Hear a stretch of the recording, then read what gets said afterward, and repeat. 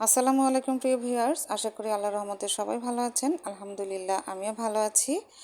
আজকে আমি লতি দিয়ে মাছের মাথা দিয়ে রান্না করেছি। তো আমি যেভাবে এই রান্নাটা করি সেটাই আপনাদের সাথে আজকে শেয়ার করছি। এভাবে রান্না করলে আমার কাছে খেতে খুবই ভালো লাগে, আশা করি আপনাদেরও ভালো লাগবে। তো এখানে আমি আধা কেজি লতি খুব ভালো করে কেটে ধুয়ে নিয়েছি। এবার আমি চুলাতে একটি কড়াই বসিয়ে দিয়েছি। কড়াইতে দিয়ে দিলাম আমি রান্নার তেল। তো তেলটা একটু গরম হলেই আমি একটা পেঁয়াজ কুচি দিয়ে দেব।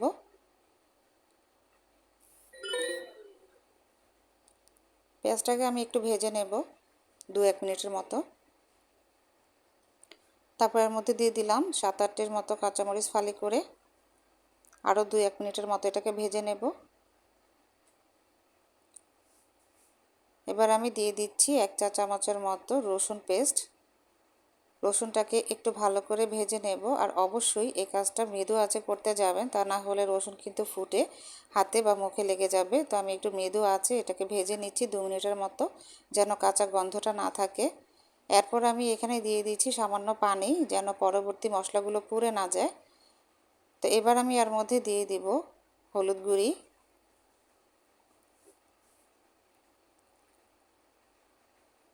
মরিচের গুঁড়ি,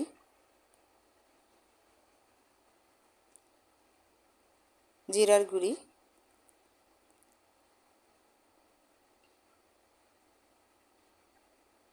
ধনিয়ার গুঁড়ি,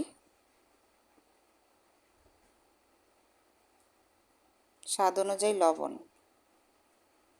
এবার এই মশলাটাকে আমি প্রায় 3-4 মিনিটের মতো কষিয়ে নেব। মশলাটা ভালো করে কষানো হলে তরকারির স্বাদ কিন্তু বেড়ে যায়। তো মোটামুটি আমার কষানো হয়ে গেছে মশলাটা।